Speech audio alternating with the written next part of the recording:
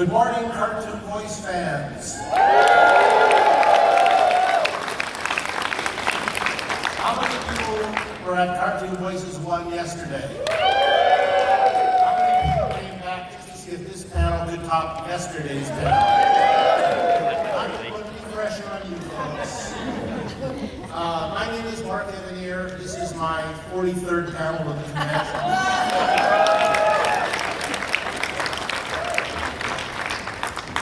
Show you what I'm carrying around here. Oh, this is on. No, sorry.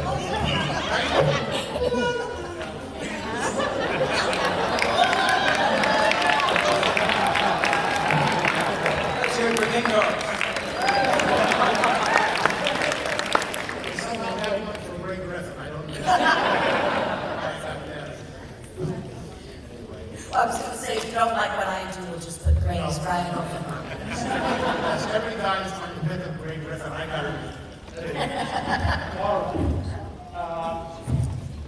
You know how this works if you've been to these before. I always introduce all these people as among the top people of the business, not because I'm exaggerating, but because that's who we asked to do this. These are people who work an awful lot. You hear them constantly, and you probably hear them times when you don't have any idea it's them, and we'll be talking about that. I'm going to introduce them individually and let them run by some of the characters. As I introduce you, one by one, to some of the characters who are most known for these days. And I'm going to go through the second time through and ask you something. We'll do just two famous characters in here now. Ladies and gentlemen, this is Candi, Milo. Laboratory. Oh, doctor, I'm not sure, but I think I can fly. Oh, Tweety, I'll be right back. Y'all like cereal? Y'all like potatoes? Yeah, shame over pain, ladies. Yes. Ah, una mujer.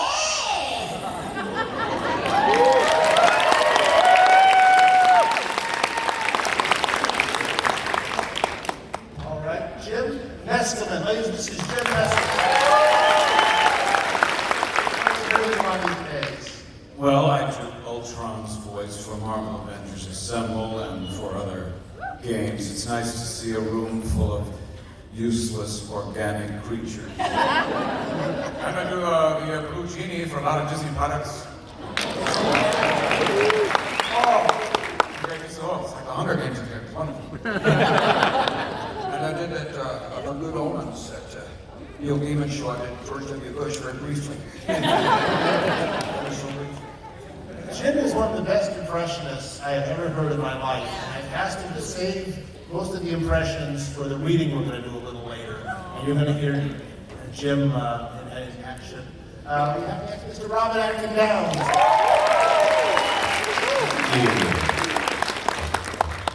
Well, some people know me as Travis Touchdown in No More Heroes 3. Or some of you might, it's a patient folk up. He found out the skeleton was missing, and the doctor was never heard from again. So anyone know from Gary from the regular show? And I am also the voice of Abomination and Subdivision.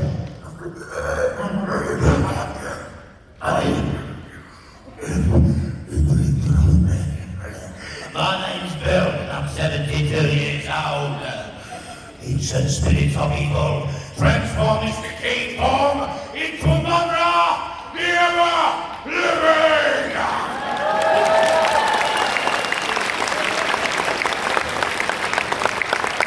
That was absolutely the most horrible performance I've ever seen in my entire life.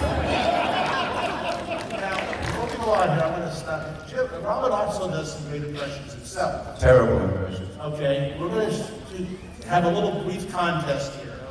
I'm going to name a celebrity. Robin, do your version of the character, and Jim will do his version of the person. All right? Let's start with John Malkovich. Robin, who's your John Malkovich? If I were to do John Malkovich, I would keep the same, even if I got mad. I would be exactly the same as if I was white.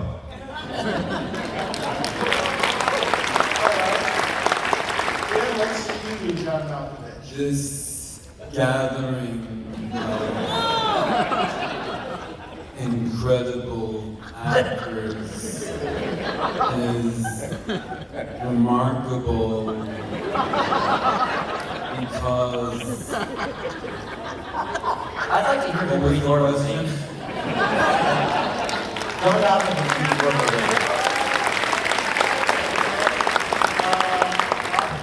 Sean Connery. This little Sean Connery. Well, no, I don't want to share that. There was a movie where he said, I can't remember the line, but it says, if Capone. He says, Tommy, I'm filling in for it. He says, if he comes at you with a knife, you come with him with a gun. That's just Chicago way. That's right. He also says he has a great scene where he smashes a guy and knocks him down with a gun butt and says, how do you think he feels now? Better or worse? My favorite line is from Hunt for Red October. He goes, right after they're shooting bullets around the nuclear weapons, he goes, there are things within these walls that do not respond well to bullets.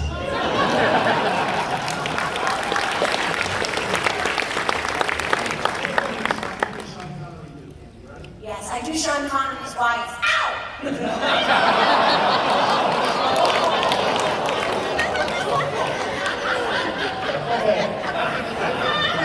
Too dirty, right? There's one-on-one. Here's the one-on-one. Robin, Simon Cowell. I just said it's absolutely, it's the most horrible performance. You came with two squirrels making love. And one of them exploded all over my face. I would absolutely prefer that.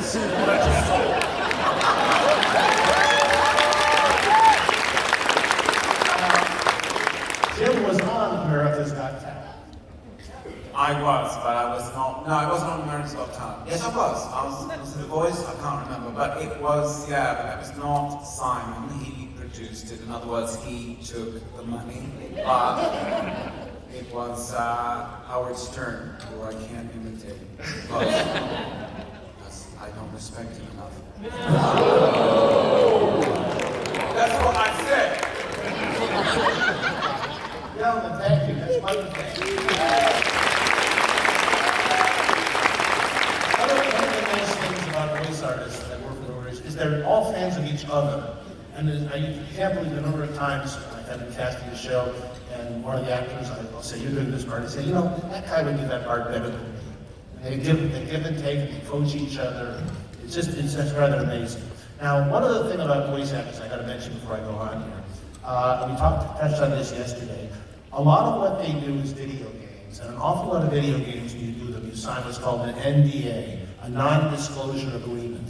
All of these people probably have many credits that they cannot mention up here, and they would get in trouble with their employers if they mention them, or even if I mention them, because I know what some of them are. No.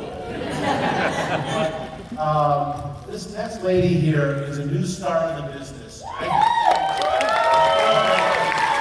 And most of what she's done, she can't talk about here tonight.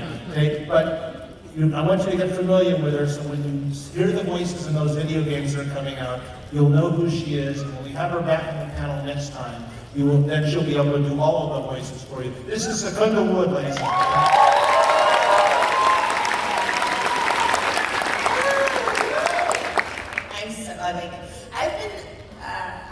I've been in this game a long time, so I'm freaking out.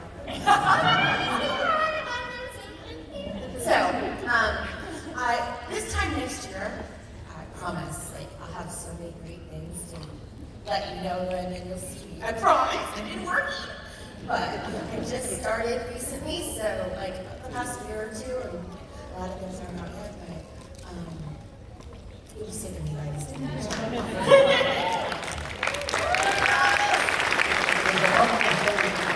Can talk about it. Well, I was on the Boss Baby Netflix show, and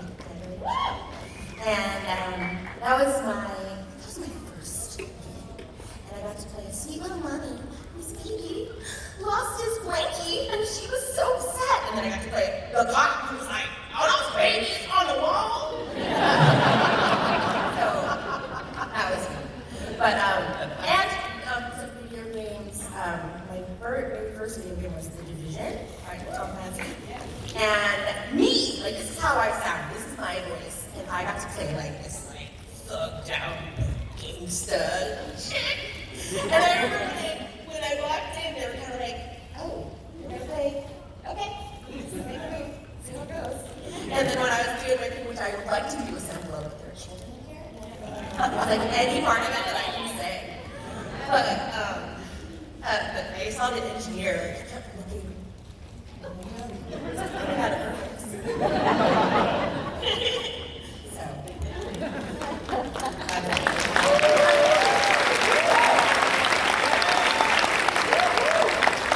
And the sound of everyone and everything else, Mr. Debra.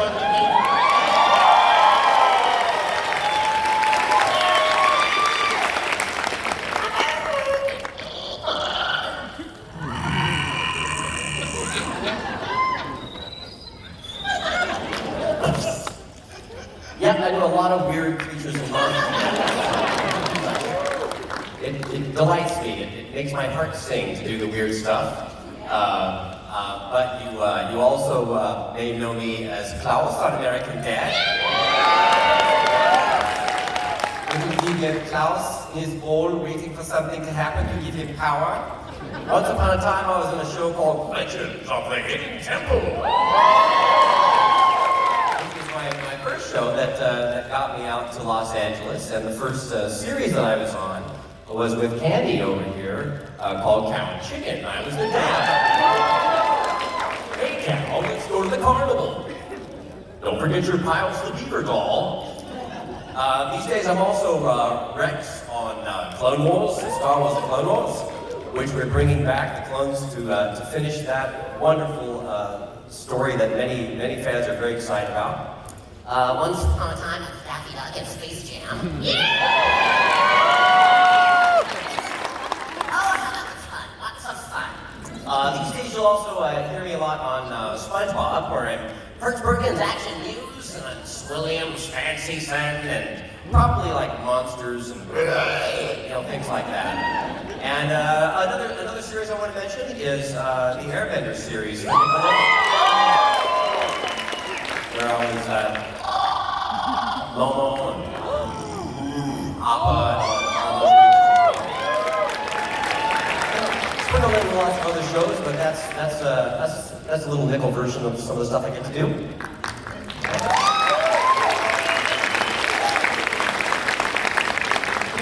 How often now, and I'm suspecting the answer is every session, do they come to you with an impossible vocal sound? They ask you to do like, angry oatmeal.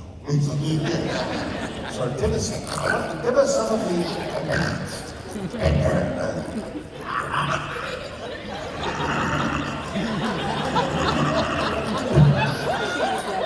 Angry oatmeal for you. It all gets down to what they specifically want and kind of the vision and the tone of the show and the story that they're telling. And a lot of the times they already have an animatic up and running, so I can kind of see the pace and what it needs to feel like.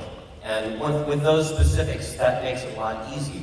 I mean, if they really don't know what they want, then we can play around with it and probably find something pretty quickly. But that's true with us, with anything that we do. If it's a character, if they want just a mom or a dad, or if they want a dog or a kid or a delivery guy or whatever, is that the more they know about what's happening in the story and the other voices that are involved, the more you can kind of easily triangulate what it is that you collaborate and create with them to come up with in this kind of instantaneous improvisational way right there in the session. It's really fun. It's a very improvisational line of entertainment. It's great fun out there.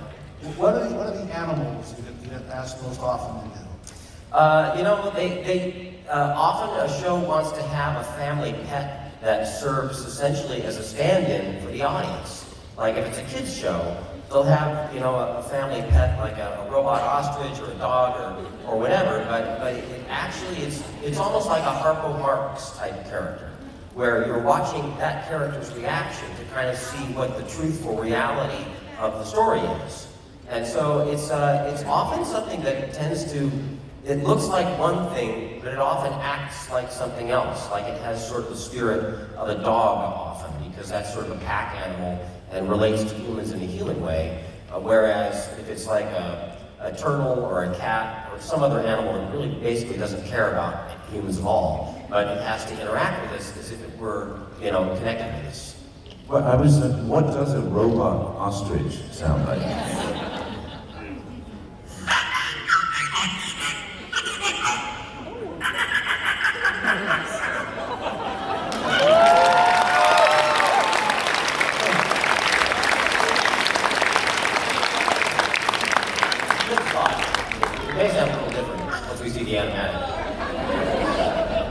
Let's give this man a challenge. Somebody yell out a noise or something. Aardvark. Okay, let's. Aardvark is wonderful. I love an aardvark because nobody knows what that sounds like. So anything I do with conviction, but that's a wonderful aardvark. So.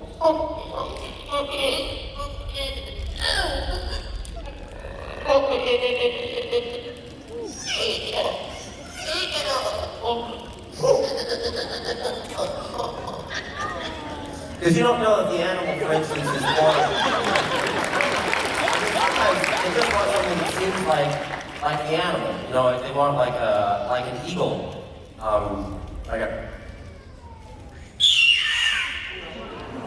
that's just an eagle sound.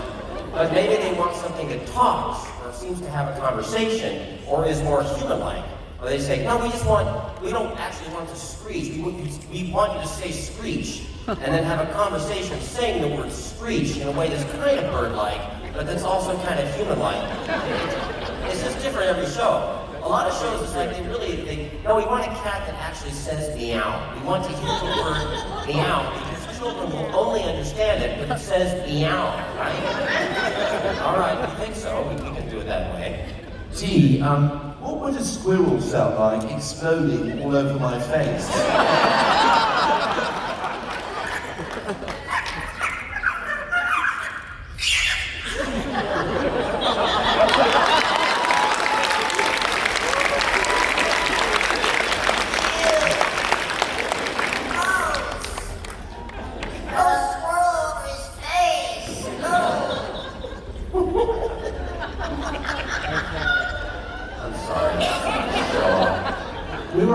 I sat in front of Dee at a screening movie. He was making sounds throughout. And I realized that whoever sat in front of him at school didn't learn a damn thing.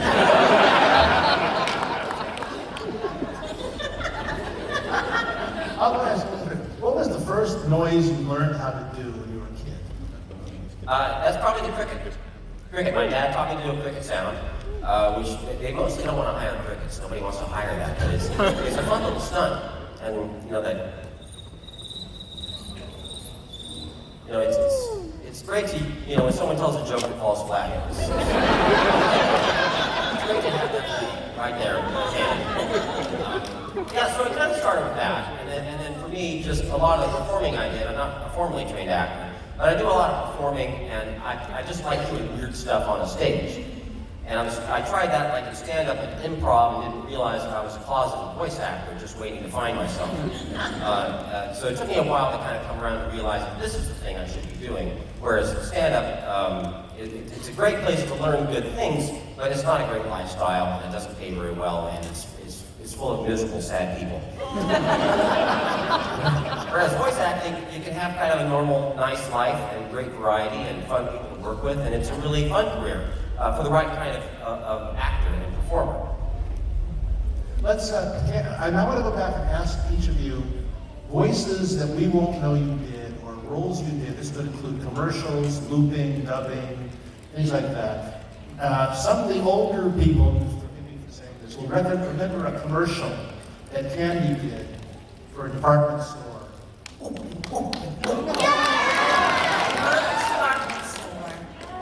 And for a while, she was the voice of Bob's Big Boy. I was. Just come here, and for $1.99, you can get a Bob's Big Burger too. And they had so many of the statues smashed and stolen that they decided for chubby little Bob to not speak anymore. It like incited college kids to go and steal the the statues or smash them. So, sorry, but yes. Okay, what other shows, what other things have you done? Voices? Let's see, I was mom on Cow and Chicken. We didn't have the upper half of our body. So a lot of people didn't know that I did cow, chicken, type of pork butts and tater tots. But I was also the teacher, who I like to think of as an old woman just about 4 days away from retirement. Stuck with these losers, cow and chicken. Yeah, so I did that. I did cheese from Foster's Home for Imaginary Friends. Yeah, like potatoes. I can do it. I don't do, it's interesting, I don't do a lot of games because my natural speaking voice is so weird, Mark, that people are like, well, you can't play a woman. My thanks. You can't play an old woman, because that's it. I don't do what Dee does, although I'm usually thrilled when I get an audition, and I only get an audition for a creature that has the word female in front of it. And I like to know that when they can't have his mental illness, they come right to me.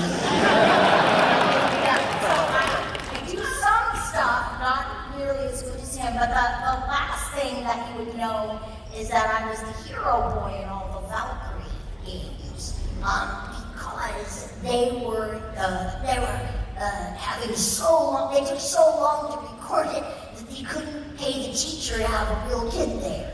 Now they can. So it doesn't really matter, but that's the weirdest thing, that I do mostly little boy voices in really violent video games. I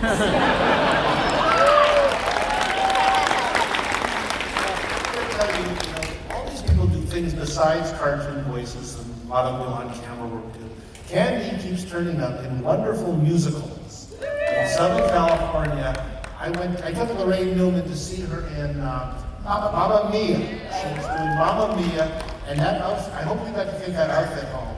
I actually didn't, but I have plans to go back down and steal it. Oh, okay. Deniability, not that I said that in a room full of people. Tell these people some of the shows you've done. Well, I was on Broadway in the original company of Dreamworks. I really was. Holiday, and then I've done Addams Family, Mamma Mia. Yes, that's how I Let's know hear this some girl. Dream Girls. I was got me a candle, and then off stage it was, I'm looking for something, baby, something that'll give you a raise. I'm looking for something, baby, like a real nice surprise.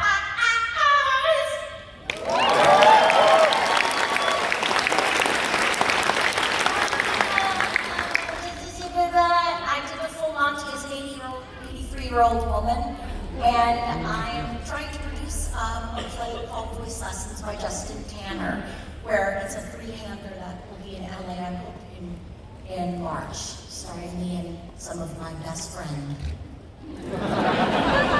Just the one. Anytime Candi's in a play, I will post it on my blog. He's there every single Yes, time. that's right. Jim, would you tell these people your show business lineage they'd be fascinated? Well, oh yeah, my mother is Marion Ross, who played Mrs. C on Hamilton. As a result, Jim is the only impressionist I know who does Ron Howard. Well, thanks, Mark. And I'm cheating a little bit because I actually know Ron. And Ron's a great guy, as you know. And, I met him when he was about 20, so. Go back a long way. Yeah, so, Mom, by the way, Mom says hi. She's doing well. She's 90. Loves you all. Feels like she raised you. So all of you who dreamed of having that for a mother, he had for a mother. Amazing. And she's even better mom than Mrs. C, I think. But she wasn't home very often. And Jim and I used to work for the same company. I find this interesting. When I was working for Hanna-Barbera, Jim was in the other end of the business then. I was doing assistant storyboard work at Hamburger when I was 18, just for a summer. I was working for a guy named Don Rico. Doug Wiley. Doug Wiley created Johnny Quest. Doug Wiley talked like a guy out of Top Hat. Yeah. And he wore a little fishing cap, too. And I remember that. Doug Wiley is the guy, the character of Peavy in the Rocketeer comic based on. And he had the office next to me. I had an office I was sharing with, you'll excuse the expression, ex-Avery. Next door was Doug Wiley doing Godzilla. And we would hear these grotesque Doug Wiley screaming fits coming over the room divider. And Jim and I kept passing in the hallways without meeting. Without meeting. Yeah. Simon, very respectful. And Dave Stevens. Yeah. At what age did you start doing impressions? Well, I started as probably like a lot of guys on the panel and a lot of the artists here. You know, you start early. It's not a profession. You're just goofing around like a kid. You're making sounds. I remember doing the Cowardly Lion. I am working. When I was 3 or 4.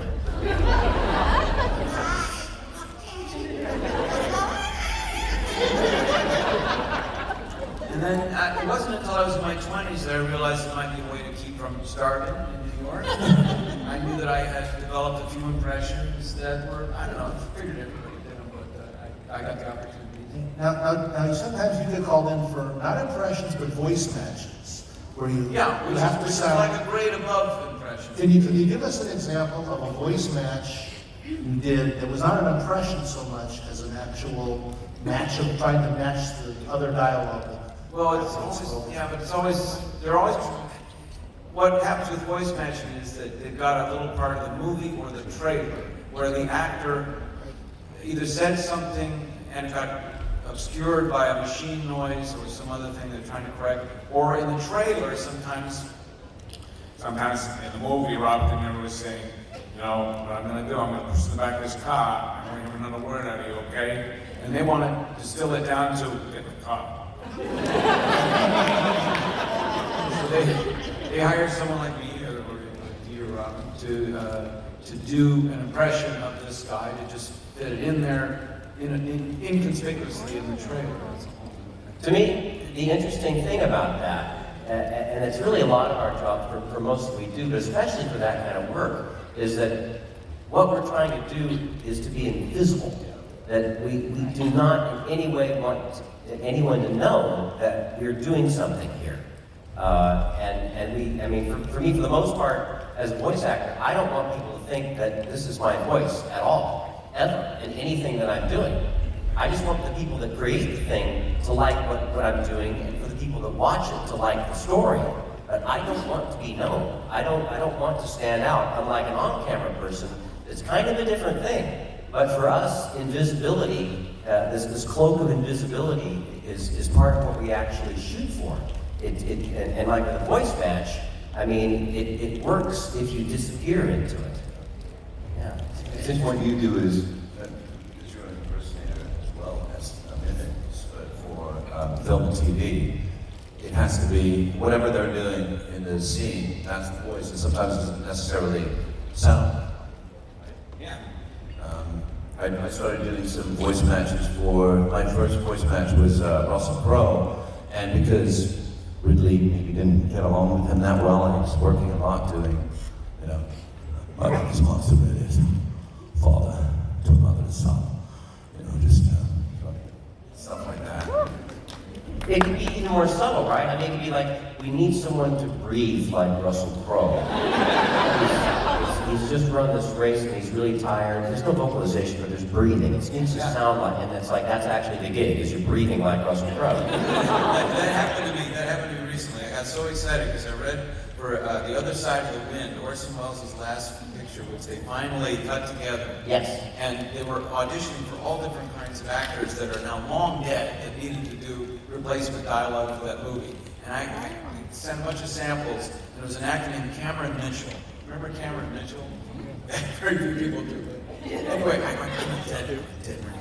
I could totally get Cameron Mitchell. And I was like, I told Kathy, my agent's down there, I said, I got this one. She's like, yeah, He sounded really good. So then I got hired. I'm like, oh, I'm going to be in an Orson Welles movie. This is unbelievable. So I go down to the studio, and it was literally that. Okay, Cameron Mitchell's getting out of this car, and he kind of goes, I'm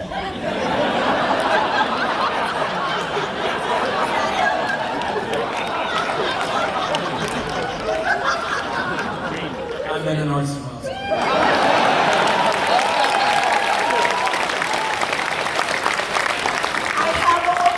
I've only done one voice match, and that was for Mr. Papa's Penguins for Angela Lansbury.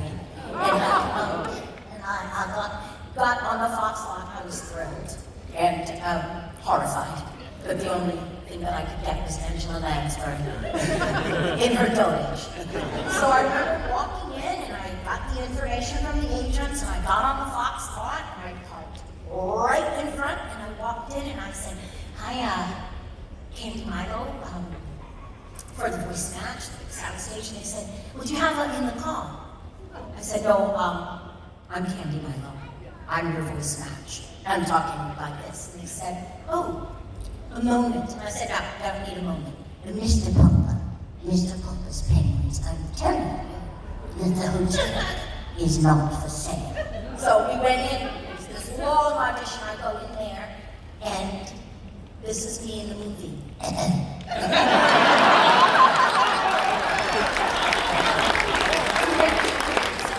That's all I did. The audition was huge. And then them having me wait because they couldn't imagine that I looked like I could look, and that was it. And I'm thinking, oh my God, I must have pages of dialogue. That's great. I once went to dinner with Frank Welker. I said, what did you do today? He said, I spent the entire day making fly sounds.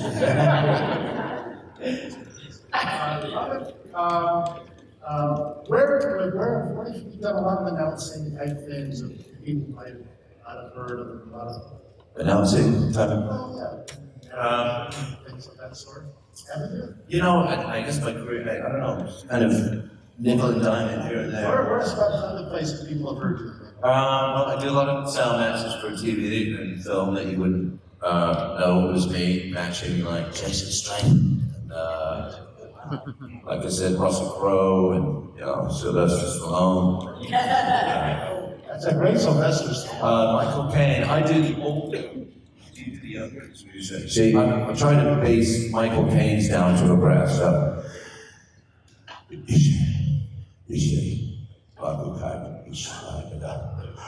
You just, that's the best part. So where's my mom? I just said.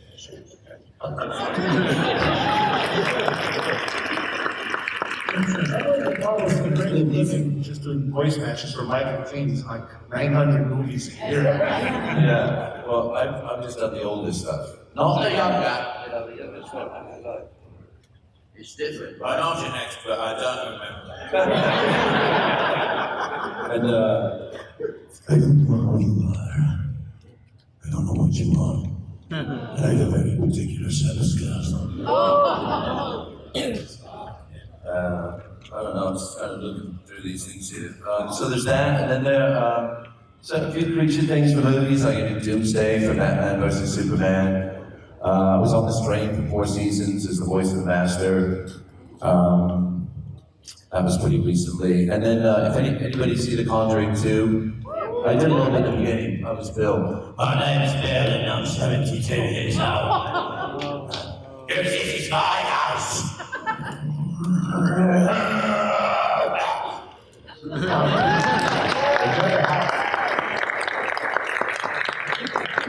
It's such an honor, Mark, to play these iconic characters. And I was thinking about it, it's like, we're all just people, we're just folks and artists and actors trying to get along. But when you get to have an opportunity to play a character that a lot of people really have invested a lot in, and they like the story, and it's a memorable character, sometimes crossing generations. It's really a great honor, and I think we all take the responsibility very, very seriously too of portraying it, the best way that we can. But it's a really slick thing. Eventually, everyone who does voice matches or wall art or looping gets a residual check and goes, was I in that? So if you ever do a mystery one that you don't know what you did in? I tried to return a check one time, several times to say, because I'm not in this movie. And they were like, well, you're in the movie. I'm like, no, I'm not in this movie. And I went, oh, no, I'm in this movie. I tell you what, I'd heard and I realized I should have plugged this. If you heard this voice before on the radio, advertising chicken. Well, that's my voice now. Some of these voices, you haven't had all your youth growing up. Jim, have they actually like paid you in chicken or given you free chicken? A lot of free stuff. I'm not complaining. It's a great gig. It's a lot of fun, and I like to bring it to life again because I grew up probably. Raise your clap if you heard Colonel Sanders when he did his own. He was ubiquitous. He was everywhere. And, I can't get that voice out. I'm looking for him. I said, I got this one. Part of what it feels like to me is that we accumulate these things over our life. Starting from childhood, these things that you love, that you're really into. And things that seem like are a complete waste of time that your parents complain is like, stop watching cartoons, stop watching monster movies, I'm studying for my life. But you gradually kind of accumulate this database of character actors and iconic moments and voices and sounds and other things that just draw you. And they just become part of this palette that you paint from as you become whatever kind of an artist you're going to become. And Secunda, yeah, I can't see you well. There we go, good, thank you. When did you start doing acting? When did you know you wanted, how old age were you when you wanted to be an actor? I started acting when I was 5. And I did commercials. I was actually Yeah, who close to the mic? Hi. Oh, right. There I am. I started acting when I was 5. And I was with the same agency that I'm with now. Of course, everybody was very different then. It was like in the early 80s. And I decided I didn't want to do it. I went back to be a normal child in LA. And when I was like 13, this crew came to us. Well, you know, regular kids. Everyone goes to their lockers and pulls out their headshots. Me and my best friend were like the only two without headshots. We're like, okay. We walk in, we're like, we don't know what to do, we're just kids. And we're like, you're hired. So I got a Rice Krispies national commercial just by going, I don't know what I'm doing. Just hit me. And so I was like, then I did it. I was like, this is nice. People bring me water. I had a trailer. What? All right, I'm doing this. So then I started, like, I was on Sister and stuff like that back in the day. And I was on an episode, my favorite job, I was on an episode of Beyond Belief. And it was so fun. And so, but then I got married, pregnant, and, decided to be a normal human again. But I, like, had this itch. Like, I have to. I would go to, like, community theater. Oh, God, it's a Jewish old lady and a parrot. And so, but then like I realized that I could do voices, and I didn't matter if I was fat, pregnant, or black, or purple. And I was like, oh my God, like, I have so many great accents and voices, and everybody cares what I look like. Yeah, this is for me. So, I would say about like 9 years ago, I just kind of started doing it as like a hobby because it was fun. I auditioned on non-union stuff and just fun things. Like my first job was they had The Voice King, you know that show, and they had an app where you could, do like karaoke in your phone and the chairs would turn or they wouldn't. And I was like, the tutorial, welcome to The Voice. Don't stop and the chairs will turn, and you won't embarrass yourself in front of your friends. Going from there, and then I started doing it like really real. I got this amazing agent. I About 5 years ago. And all of a sudden, I was like, This is Kathy Lizio, one of the best things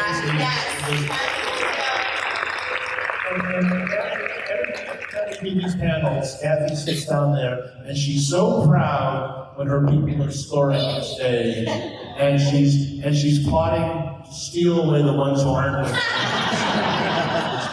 That's any point. so that's how I say it. Now, Samantha, you do an awful lot of different dialects. I do.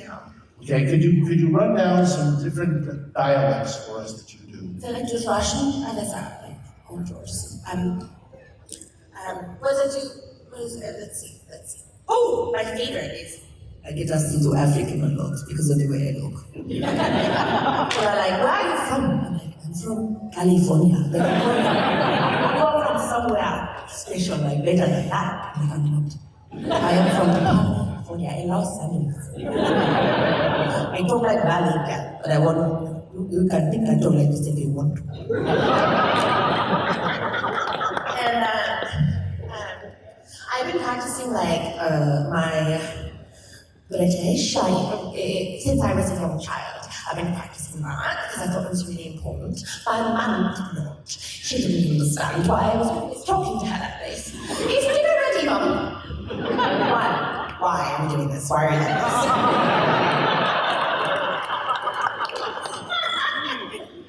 this? Someday, come in handy. Just trust me. I don't know how, where. But it will. Yeah. That's wonderful.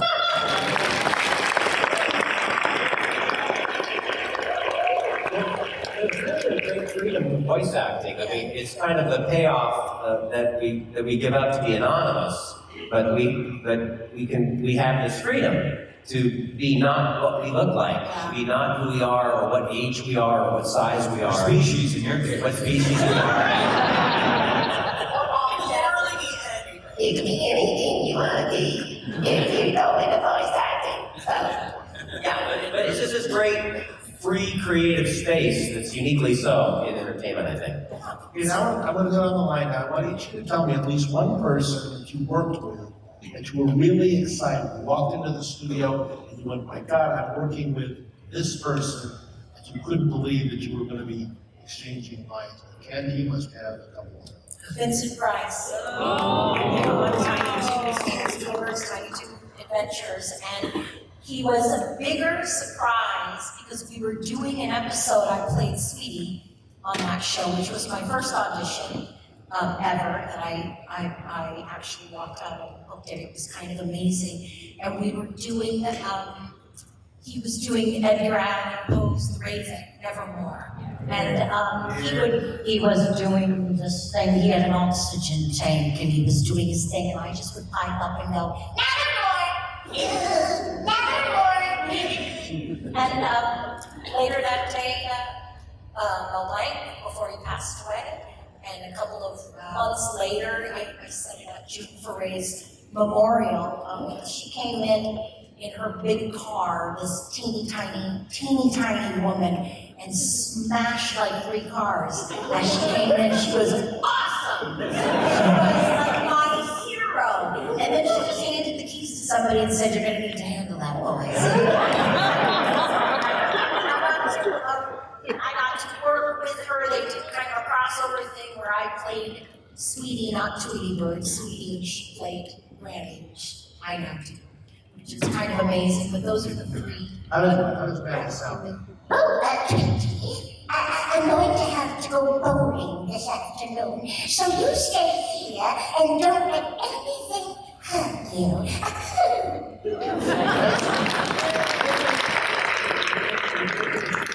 Tribute to June Foray, Yeah. the Motion Picture Academy, it was on the date of it was one day after what would have been her 100th birthday, and she lived a couple more months. And at one point, we got up onto the stage with the most awesome assemblage of female voice artists. I brought out Julie Nathanson, Gray Griffin, Kari Waldron, Lorraine Newman. We just brought all these people out. Lily Tomlin was a surprise guest.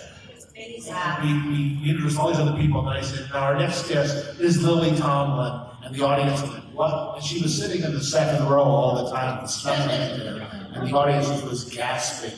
And we come all on stage together with a big portrait of June, because she was the role model for half the people in the business. She was so wonderful. We like to say she was the other half of the voices. Yeah, well. You had Mel, and then you had the female characters, which Yeah. Hazel and all the things that she did. She was the other half. Yeah, I was fortunate enough that I started voice directing and working in cartoons in time to work with Mel Blanc, Dawes Butler, Don Messick, all the top people.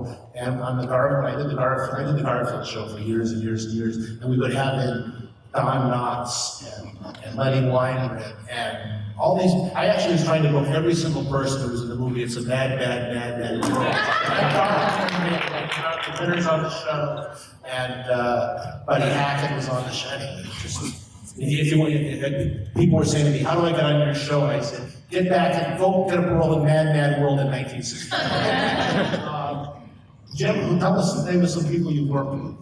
Well, I directed a lot of audiobooks for Galaxy Press. There's booth 1222 here. And I got very excited one day because we hired as a narrator the late great Artie Johnson. And I spent a couple of days recording Artie Johnson, and that I just couldn't. I was so starstruck because when I was 8 or 9 years old, Artie Johnson was to me the greatest actor in the world because of the dirty old man on the bench with Ruth Buzzy. I used to sneak into the set of Laugh and watch them tape those shows. Great. You can watch Laugh-In now on streaming. If you're a younger person and you've never seen the show, it's very rough and it's really fun and it's really kind of something to watch. I haven't seen it. And they spend when you see Laugh-In streaming out, they sped them up about 10%. They just speed without changing the pitch. They speed the shows up a little bit because if you looked at them in the original, 1968 versions, they seem a little slow now. So Yeah. pick up the piece. Interesting.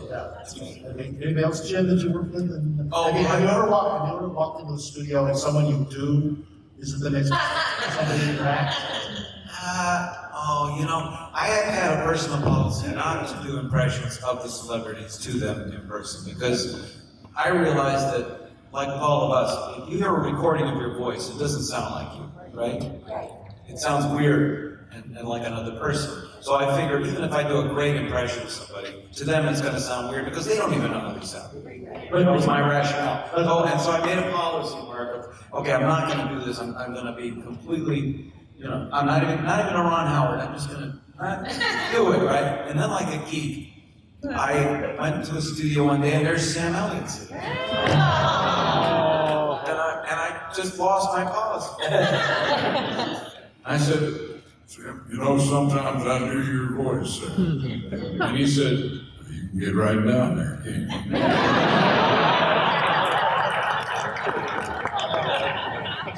really embarrassed.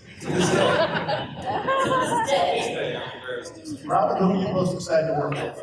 Just went up my nose.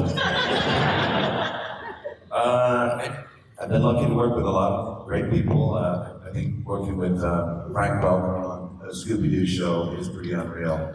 Hearing him do Scooby and Fred. But one of my favorite meetings actually was back in the day. I was on Babylon 5. That was what started my career. Remember Byron! And I went to a convention in Germany and found myself on stage with Leonard Nimoy.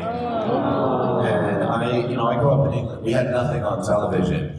Star Trek, if we were good, we'd love to stay up, and if we were bad, we'd sneak to the top of the stairs to watch it. And after the convention, they had a 12-course meal in the biggest castle in Bavaria, and I sat opposite Leonard Nimoy and his wife for 3 hours talking about, it was his first visit because he was a Jew and didn't want to go to Germany. And so we talked about politics and life and all that. And then at the end of the meal, I totally blew it. I was so happy, and I was like, my brother dressed up as you as Halloween last year, and he said, fascinating.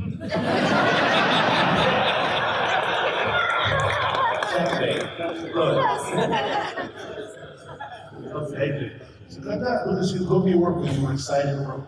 Oh my gosh, I'm such a fangirl. The hardest part of my job is walking into it. Okay, last week, I was waiting for my turn in the booth. And like, Sean Astin comes out. And he's like, oh, Sean. Your colleagues. It's fine. And this is what you think you need to know. These amazing people. They always introduce themselves by their first name. Hi, I'm Bea. Hi, I'm Sean. Hi, I'm Fred. Hi, I'm Kat. I'm Carrie Locke. I'm Carrie. I don't expect them to go around saying, hi, I'm Corey Wolfman. But, you know, it's so weird to me. Like, you just think you're a person. What's wrong with you? So, there's this one person who I have loved, but I didn't know his face, I just knew his name. But I'm a huge fan of Space Jam and a zillion things that he's done. So I knew the name, but I didn't know the person. So we were both at a recording studio, different sessions. He came in making jokes, I was making jokes, and we had a little moment. I introduced myself, he introduced himself, and we were several ways. And then I got the script for the show that I was doing, and my name was on the thing doing 3 or 4 characters, and his name was on the thing doing 25 characters. His name is D. Bradley Baker.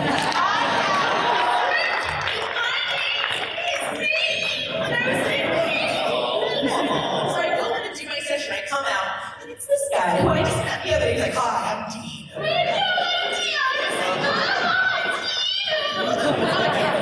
It's like colleagues now, right? He thinks I'm cool.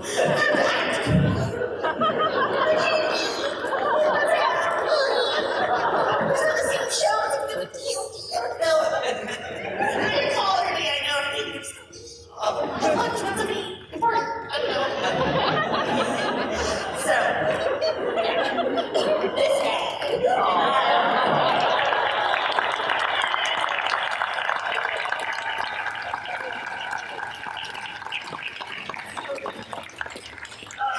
My son's in the audience, I always go home and be like, they know my name. I'm gonna get my IMDb with them next year. We're gonna look at Secunda and that's a big thought. Thank you, Secunda, thank you. Is there anyone you've ever worked with that caused you to act like that?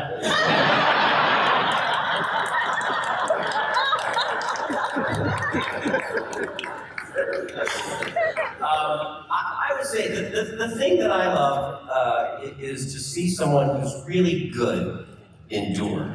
Someone who just keeps going, doing their brilliant thing, and the decades come and the decades go, but they're still doing it. And then if you're lucky enough to work on a show or be in a session with them, and they're usually very nice, and they walk in and you realize this is an atom bomb of a talent that has completely got it, totally self-possessed, and can totally bring it now, as they did 40, 50 years ago when I watched this, you know, as a little snot-nosed kid. And for me, the one that strikes me that really stands out was with Mel Brooks. I did a series for him, Spaceballs, the series. That's right, we did it together. The result was less than good. But to sit there and work with him and was an absolute delight. And to have him sit and look me in the eye and tell me a joke, that was one of the most exciting things that has ever happened to me in Hollywood in my 25 years, is to have Mel Brooks tell me a joke.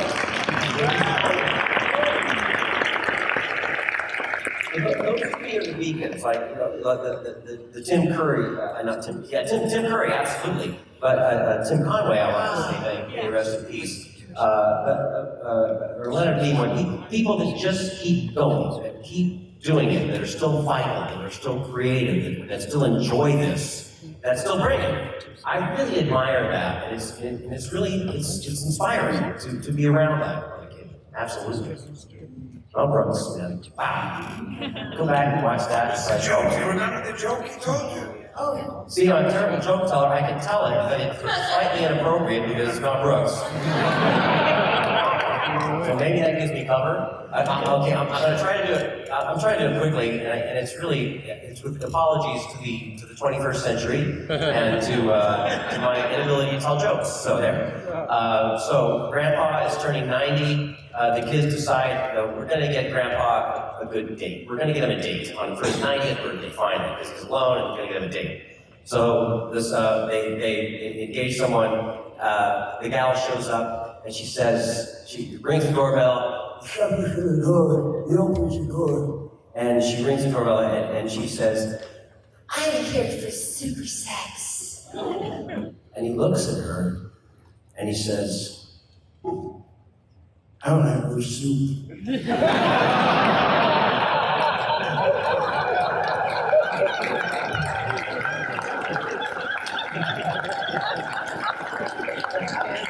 Tell me that joke. You did it 1,000 times better than I just did, of course. But that's like an everlasting gobstopper of a moment. I just never stop enjoying and deriving enthusiasm from. And I think when you do this for a living for as long as we have, I think I'm in my 3rd decade of doing this, somebody like, for me, Mark Hamill, who can walk into a room and he, as he has said, he has endured. I was the president of his fan club in my all-girls Catholic high school in the 70s. I had an overbite unibrow. I was at Star Wars every night while I played at the Century 21 in San Jose, California. Every night. So, to work with him and be able to call him a friend, because there's an unassuming part of, I think, of all of us, because once you get behind the microphone, it doesn't matter who you are if you can't bring it. And if you can bring it, the microphone is the great equalizer, where we're all there just to do a job, and then of course he's going to go on to be Luke Skywalker, and I'm going to go to valet and hope I have $5 to grab my car. That is what, and it's so funny because when we were talking, I thought you were going to say Mark Hamill, because he's all of our friend, but he's so huge again. That's enduring. It's just being able to make a living, go to bed happy every night, love what you do, and wait for the next gig and the next audition. And he's still hard. He's still one of us.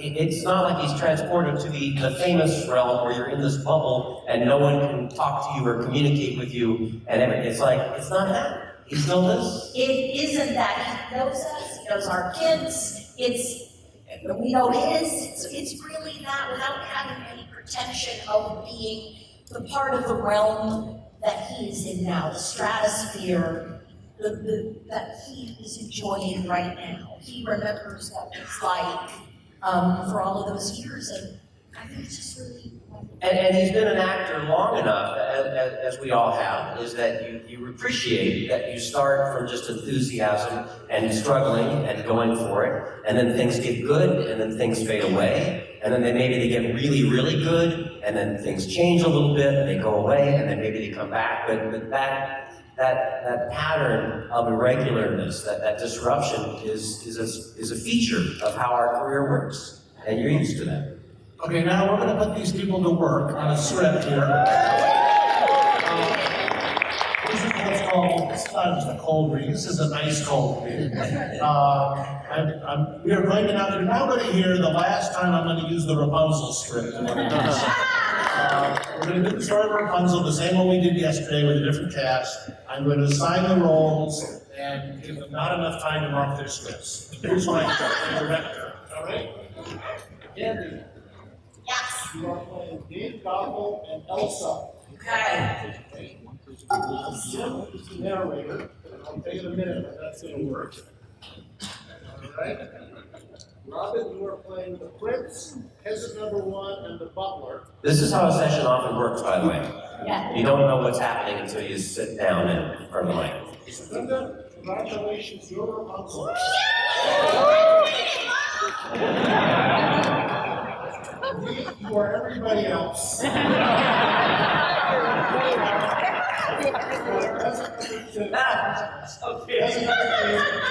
valet, Henry, and the priest.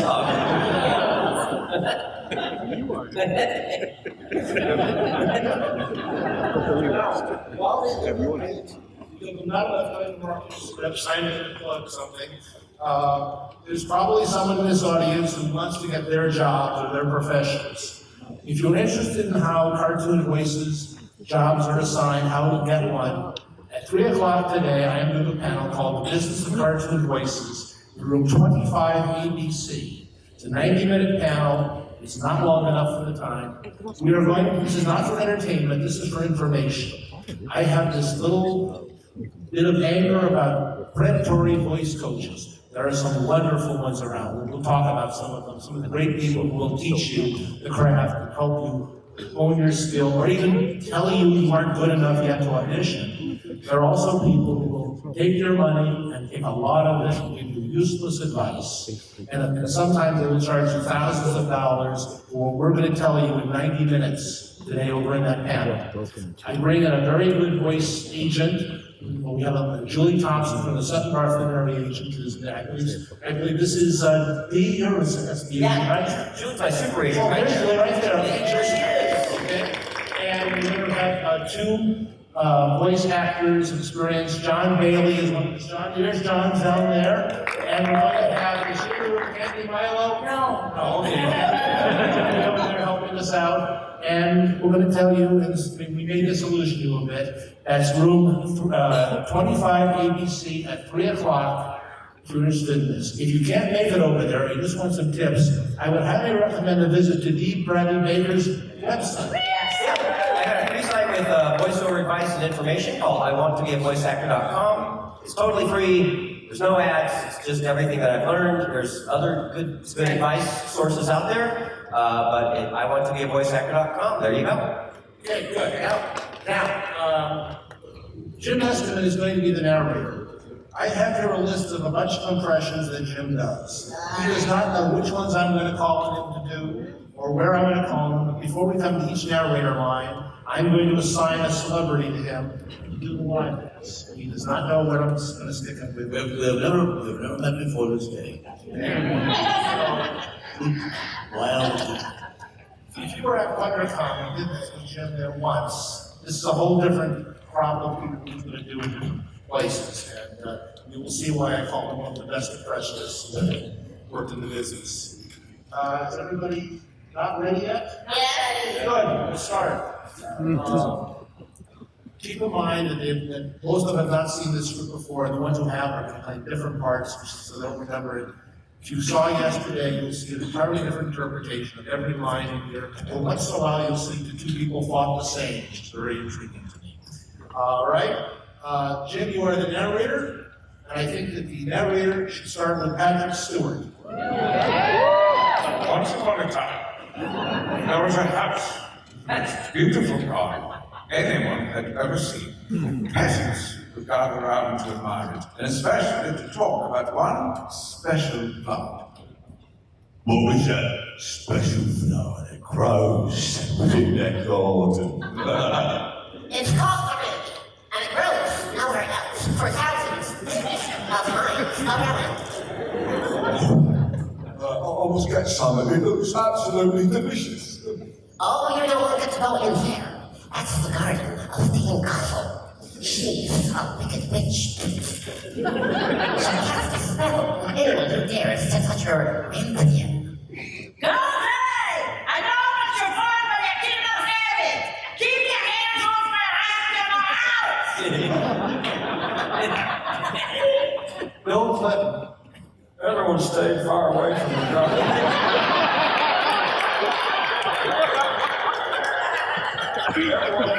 Woman who lived nearby with her husband. Henry, mira, every day when I look out of the garden, I have an overwhelming desire for a salad made from that plant over there.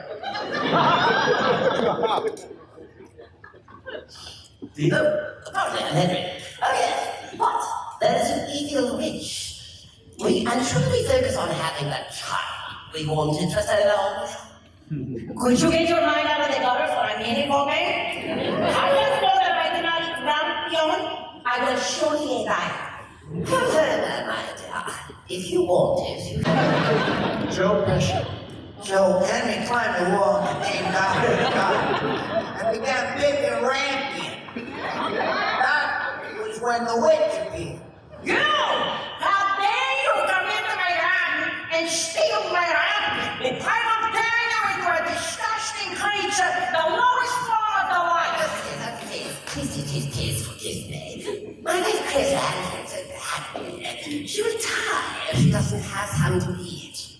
Okay, little boy chick, if you're telling me the truth, I will let you take as much of Atkin as you want on the one condition, You must bring me the child which your wife would bring into the world, I shall care for it like its natural mother, I simply couldn't so fast. Well then, prepare to become a warthog or something first. Show me what that would sound like. A warthog first and a warthog. I beg you not to do that. I promise the child shall be yours.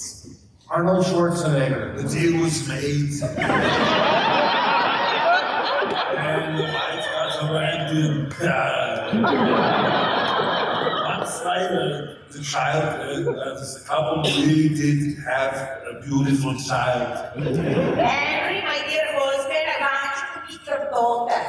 Oh, she's so lucky, my dear. Whatever shall we name her? Since she is mine, I shall name her, and I shall call her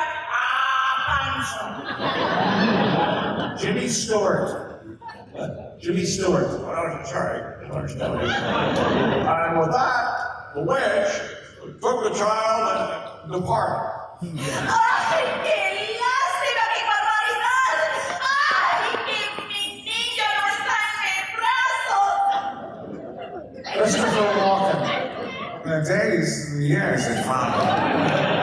Rapunzel grew into a beautiful young woman. All day, she would sing as she brushed the long, golden hair. Talk to me, baby!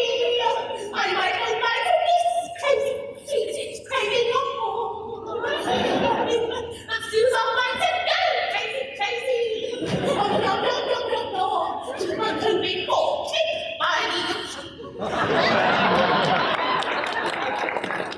Woody Allen. She was so beautiful. The day after, feared she would lose her.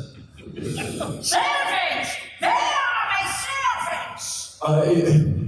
You called for us, but I've learned you and the other servants to build me a tower. 25 heights and high in the middle of the forest.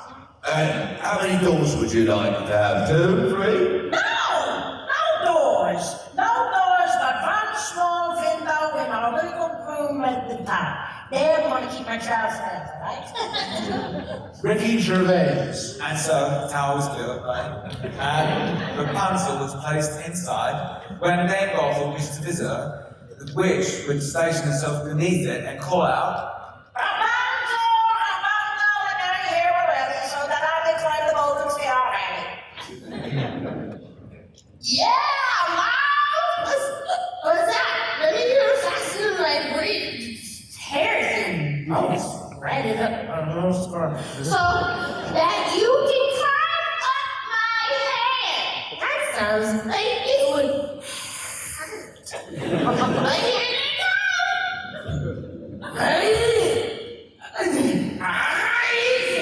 Oh my God, Rapunzel.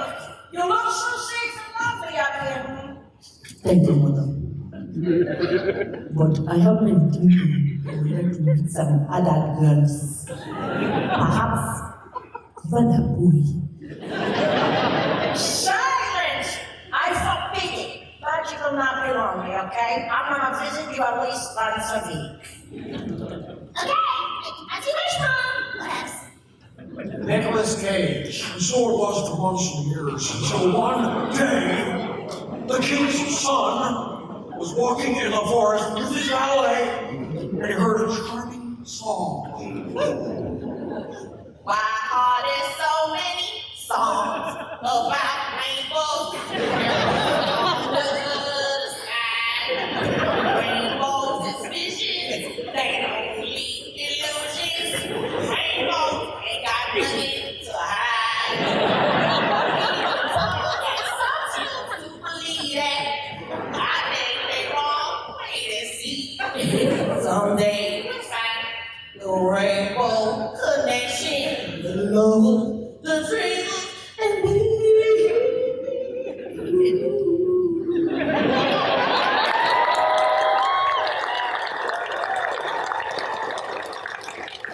Oh, what a beautiful show! And ballet of mine. Who is singing so lovely? I know not, my prince, but it would seem to be emanating from that tower over So it is. I must see the face of one who possesses such a wonderful voice. How do I gain entrance? There appear to be no doors into the tower and those stairs. It never works. We will Casey Kasem. They searched in vain for a solution, but finally, he was forced to return to the castle unfulfilled.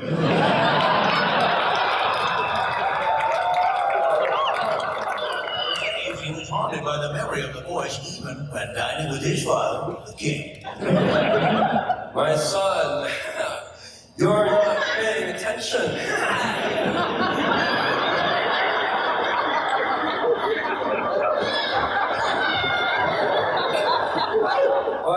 Sorry, Father. It's just I keep hearing. Oh, the cloud just woke up with my oral sink. Because I need to drink. Now you want to drink. Oh, no, the brother noticed me. Yeah, monkey. Yeah, I am monkey. Yeah, drinking. What voice? I hear no voice.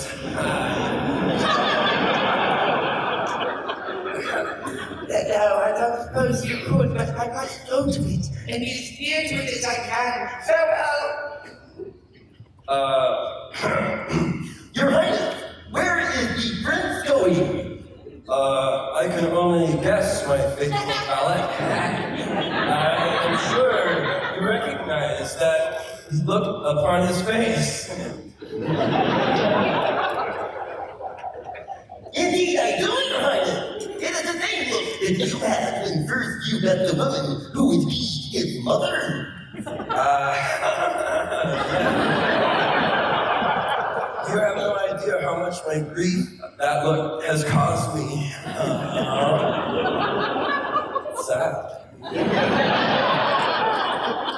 Burgess Meredith. Oh, that day and for all that followed, the prince lingered near the tower, listening and dreaming.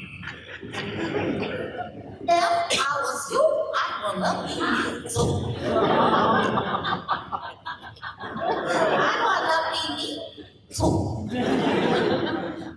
Morgan Freeman. It was both comforting and agonizing. Until one day, when he saw an old woman approach, he hid behind a tree and watched.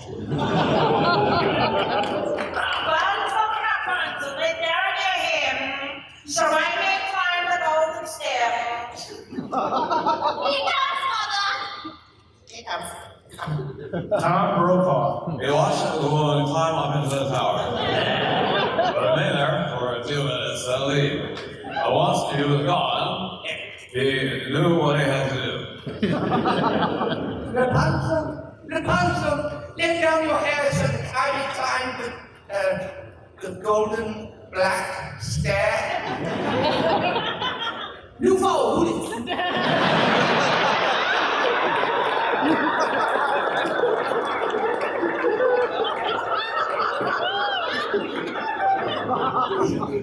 I am a man who helps you. Oh, well, I guess I shall let down my head. Droopy Dog. Immediately the hair receded and the king's son ascended.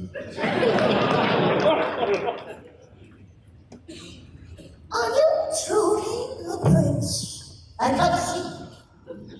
I am, and I've never seen anybody as beautiful as you. Would you come live with me in my kingdom?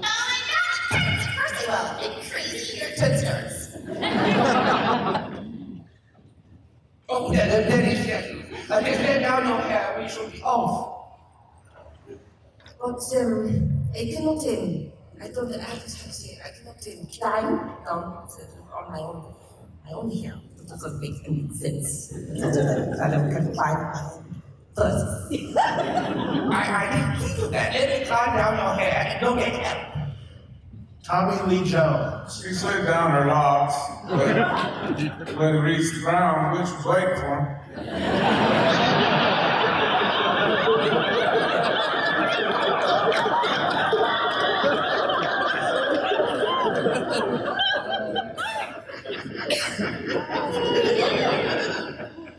You have come to take Rapunzel. Now, you're never going to see it ever again. My eyes! She's cast a spell and I cannot see! Sir Richard Burton. For years, wandering the woods, eating only plants and berries. Meanwhile, at the tower, You naked child! I thought I separated you from the birds, but you were either to leave me. For that, I'm a cut off all your beautiful hair.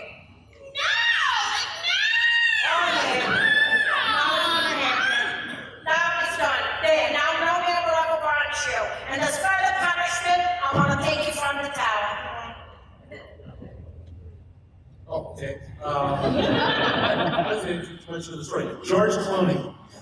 The witch took her to the desert where she lived, wandering in great misery.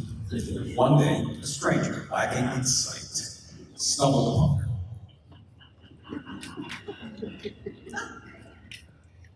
Oof!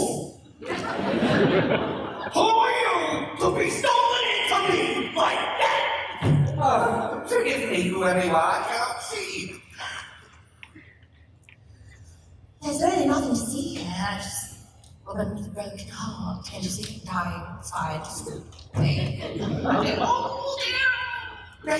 That voice. I know that voice. Please, my dear, sing for me. I do not sin, since my heart was broken. I still dream of but one true love, and then, oh my goodness. Oh, that's you! That's you! Hey, what's up? Shut down and blazing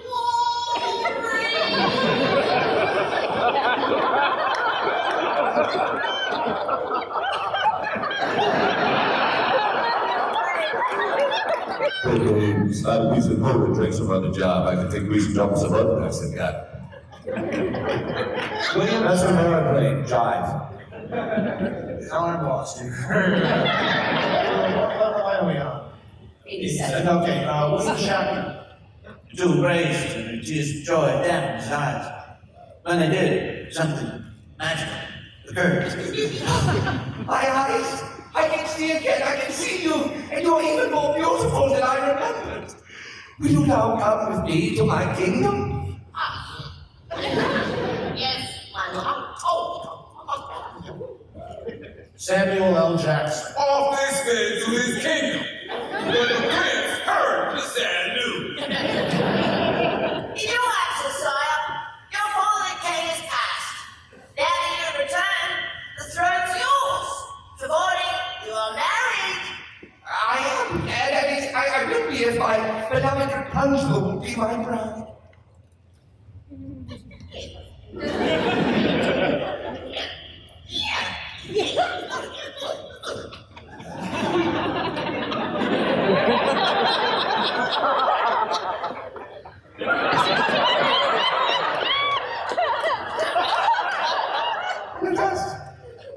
Stephen, points the green commandments.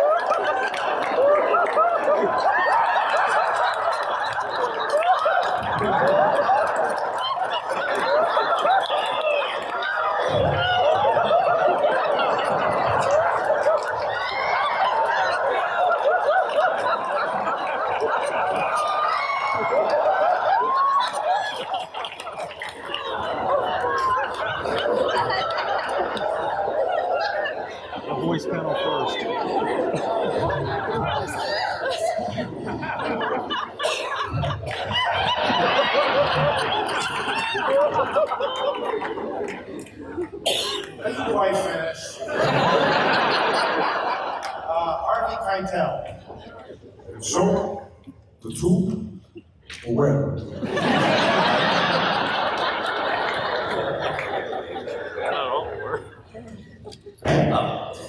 We are gathered here this day to join these two people in sacred matrimony.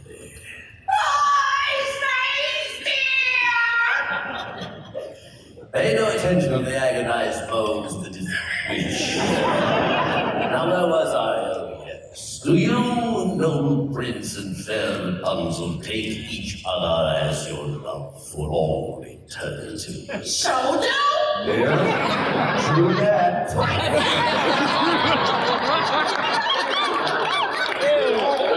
Live happily ever after.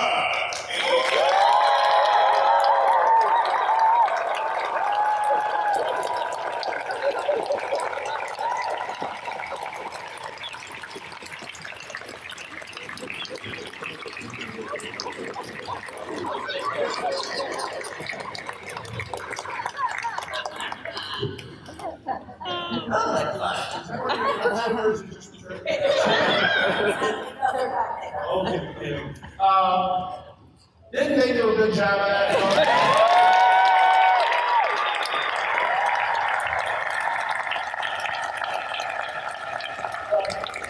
Thank you very much, guys. We can keep that applause going for Miss Candi, Milo.